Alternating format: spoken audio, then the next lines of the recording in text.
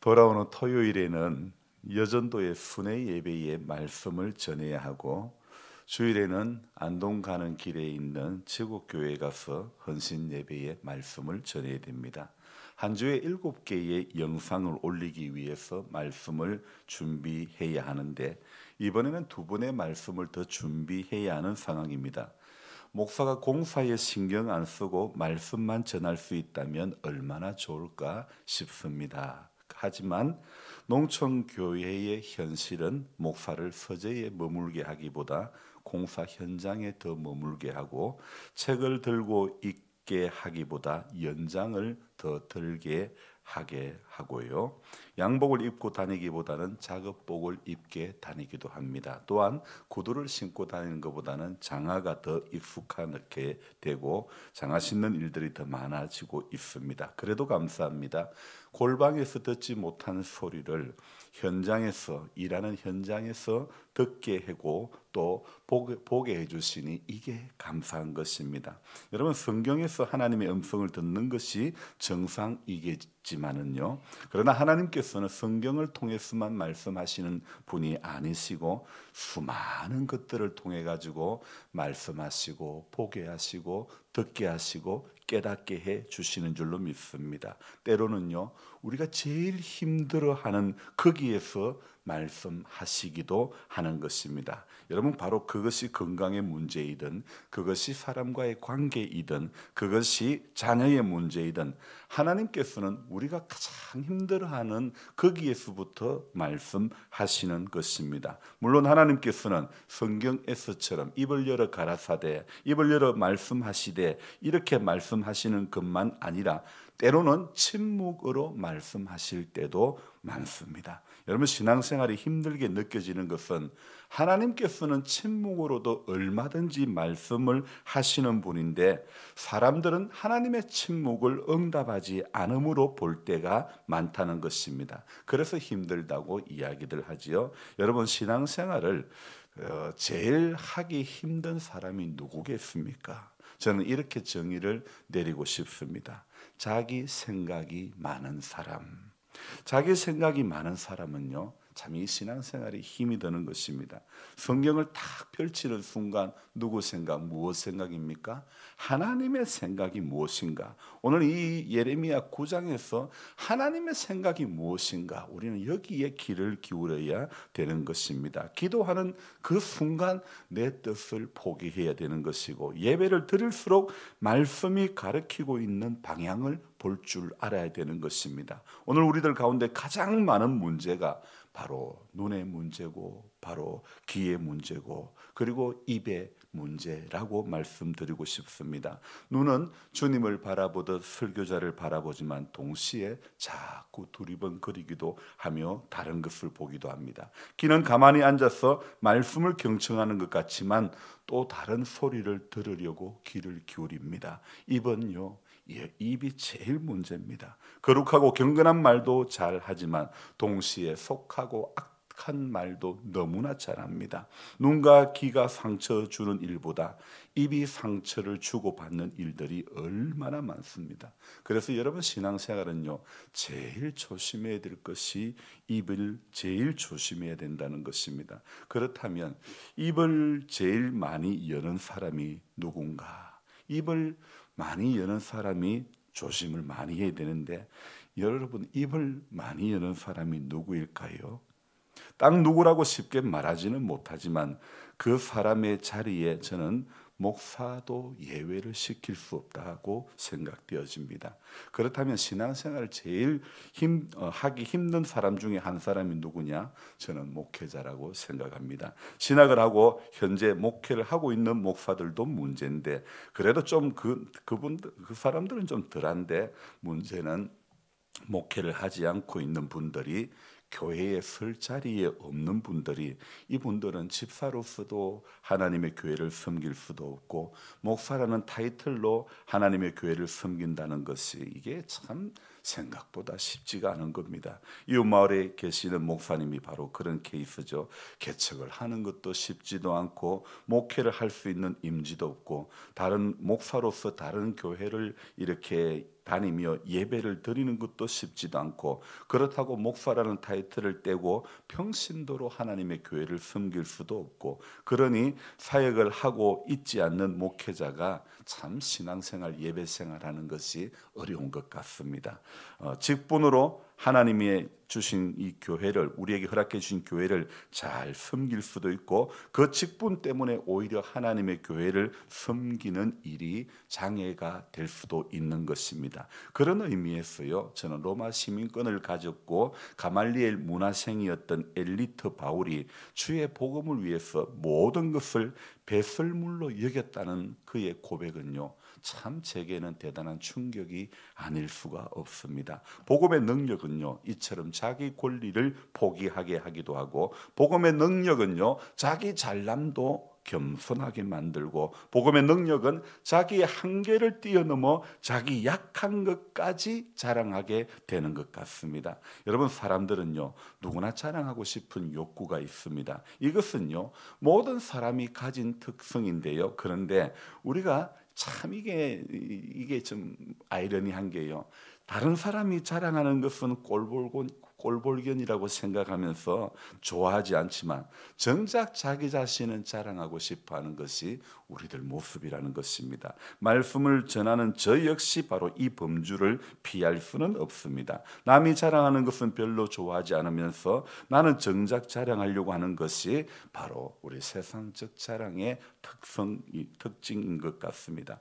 성도된 우리는요, 복음 안에서의 자랑을 해야 하는 것입니다. 성경은 여러 곳에서 자랑에 대한 이야기를 하고 있는데요, 오늘 본문에서도 자랑해서는 안 될 것 세 가지, 자랑해야 할 두 가지를 말씀하고 있습니다. 성경이 말씀하고 있는 자랑에 대한 모든 부분을 이 시간 다 말할 수는 없고, 오늘 이 본문에 나오는 자랑을 보면서 우리가 해야 할 자랑이 무엇인지, 우리가 해서는 안 될 자랑은 또한 무엇인지를 저와 여러분들이 깨닫기를 원합니다. 또한 우리가 알아가는 성경 지식이 삶이 되고 신앙이 되었으면 좋겠습니다.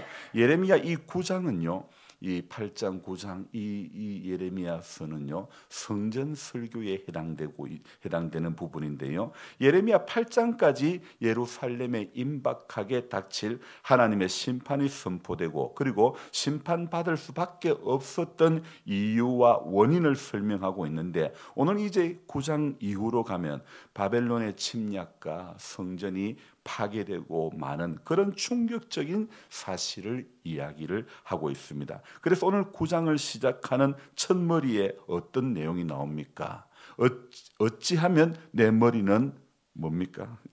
물이 되고 내 눈은 눈물 근원이 되고 죽임을 당한 딸 내 백성을 위하여 주야로 울리로다. 그러니까 지금 성전이 파괴되고 바벨론의 침략으로 이렇게 모든 도시가 초토화되는 이 상황을 보면서 오늘 이 9장 1절에 어찌하면 내 머리는 물이 되고 내 눈은 눈물 근원이 되고 죽임을 당한 딸 내 백성을 위하여 주야로 울리로다 탄식하는 모습으로 이제 예레미야 시대 당시의 상황을 잘 설명해 주고 있죠. 자, 그뿐 아니라 우리 5절부터 한번 볼까요? 같이 읽어봅니다. 그들은 각기 이웃을 속이며 진실을 말하지 아니하며 그들의 혀로 거짓말하기를 가르치며 악을 행하기에 지치거늘 내가 사는 곳이 속이는 일 가운데 있도다. 그들은 속이는 일로 말미암아 나를 알기를 싫어하느니라. 여호와의 말씀이니라. 그러므로 만군의 여호와께서 이와 같이 말씀하시되 보라, 내가 내 딸 백성을 어떻게 처치할꼬 그들은 녹이고 연단하리라. 아멘. 여기 보니까요, 오늘 5절부터 6절에 보니까 지금 예레미야 당시에 예루살렘의 이 참담한 현실을 각기 이웃을 속이며 진실을 말하지 않고 혀로 거짓말하고 네가 사는 곳이 속이는 일 가운데 있다. 이 얼마나 지금 사람들이요, 진실 말하지 않고 속이는 일 가운데 있고 속이는 일로 말미암아 하나님 알기를 싫어하고 이런 가운데 자, 이스라엘 백성들이요, 지금 어떤 모습, 어떤 영적인 상태를 살고 있는지를 잘 보여주고 있습니다. 여기 나오는 속이는 말은요, 이거는 다른 말로 하면 탐욕과 관련된 말씀이라 볼 수 있습니다. 욕심에 사로잡힌 이스라엘 백성들은 바로 이 욕심 때문에 인간 관계까지 무너지고 말았습니다. 그래서 서로 속이며 속고 속이고 또 이웃을 속이며 진실을 말하지 않고 모든 일상이 속이는 일 가운데 있다, 그렇게 말씀하고 있지 않습니까? 지금 이스라엘 백성들은요, 거룩한 공동체로 살아가야 할 그런 이스라엘 백성인데도 불구하고 수없이 선포되는 회개하라고 돌아오라고 하는 말씀에 전혀 귀를 기울이지 않습니다. 거기에다가 거짓 선지자까지 가세를 합니다. 우리는 아무 문제 없어, 아무 문제 없이 하나님을 잘 섬기고 있으며 평안하다고 하는 그 거짓 선지자들의 말을 믿었습니다. 결국은요, 거짓 선지자들의 말을 믿고 나면 그 결과는요, 지독한 고난과 연단만 남아 있는 것입니다. 이렇게 상처투성이고 이렇게 고난의 투성이인데 우리는 이 삶 속에서 일어나는 이 많은 문제를 어쩌면 자랑하고 싶은 것으로 덮으려고 할 때가 많다는 것입니다. 그러니 오늘 성경은요, 우리가 자랑해야 할 두 가지, 자랑해서는 안 되는, 자랑하지 말아야 할 세 가지를 꼭 찔러서 이렇게 말씀해 주고 있는 것 같습니다. 여러분, 이 시대의 성도와 교회의 자랑이 무엇입니까? 이제 우리는 지혜, 오늘 이 23절 24절에 보니까 지혜, 용맹, 부함을 자랑하지 말라고 이야기하고 있습니다. 자랑하지 말아서는 안 되는 것이, 자랑해서는 안 되는 것이 지혜와 용맹과 부함을 자랑하지 말고, 그리고 하나님을 아는 것을 자랑해야 된다고 하고 있고, 하나님이 기뻐하시는 사랑과 정의와 공평, 이 땅 가운데 이루어지도록 애쓰는 이런 것들을 자랑하는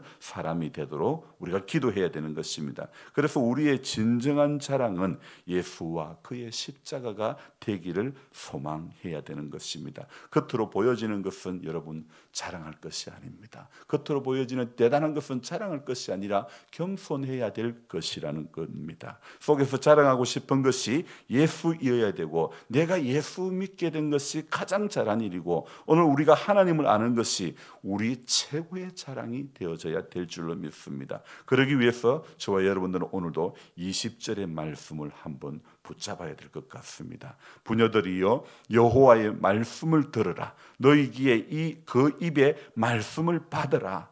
여러분, 오늘 저는 새벽에 이 말씀을 묵상하면서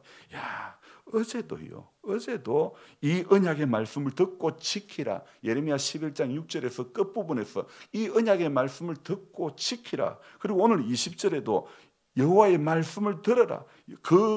너희 귀에 그 입의 말씀을 받아라. 여러분, 우리가 신앙생활 잘하기 위해서는, 끝까지 이기는 자가 되기 위해서는 성경이 계속해서 반복하고 있는 그 메시지에 우리가 귀를 기울여야 되는 것입니다. 무엇이라고 말씀합니까? 그 여호와의 말씀을 들어라. 말씀을 들어라. 그 입의 말씀을 받아라. 어제 말씀처럼요, 듣고 지키라. 순종하라. 여러분, 성경이 끊임없이 교훈하고 있는 것이 듣고 지키라, 그 입의 말씀을 받아라, 순종하라, 이거 아닙니까? 그러니까 저와 여러분들 오늘 이 하루를 살아가면서도 우리 모든 성도님들이요, 하나님께서 또 이 예레미야를 통해서 계속해서 반복하고 있는 이 메시지에 저와 여러분들이 귀를 쫑긋 세우고 또 이렇게 듣는 그것에서부터 출발해 가지고 하루를 살아가면서 내 안에, 내 귀에 담겨진 그 말씀이 우리의 하루의 일상을 온전히 조정해 가지고 들었던 말씀대로 저와 여러분들이 오늘도 말씀을 들어야지, 말씀을 받아야지, 말씀을 순종해야지, 이런 결단이 오늘 이 하루 내내 우리 가슴을, 우리 귀를 이렇게 맴돌았던 그 이 말씀들이요, 귓가에 들려왔던 말씀들이 우리 가슴에 하루 종일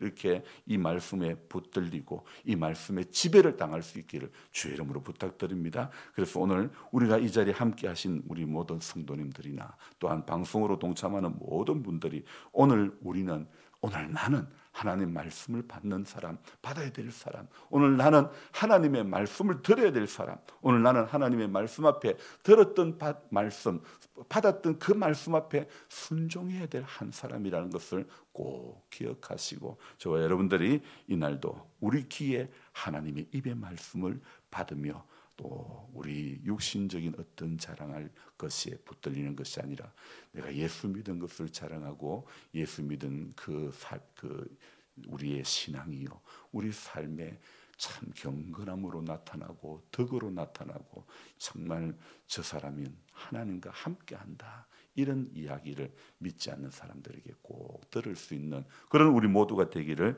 주의 이름으로 축복하며 기도합니다. 좋으신 하나님 아버지, 고맙고 또 감사를 드립니다. 하루를 시작하는 이 첫 시간에 하나님 말씀 앞에 서게 해주시니 감사합니다. 계속해서 예레미야서를 보면서 또 성경 곳곳에서 하나님께서 우리에게 하시는 말씀을 들어라, 말씀을 지키라, 명령과 법도와 규례, 율례를 듣고 지키고 행하라고, 순종하라고 끊임없이 말씀하고 있습니다. 우리 귀에 하나님의 입의 말씀을 오늘도 받고 가슴 벅찬 감격으로 이 하루를 살아갈 수 있기를 간절히 소망합니다.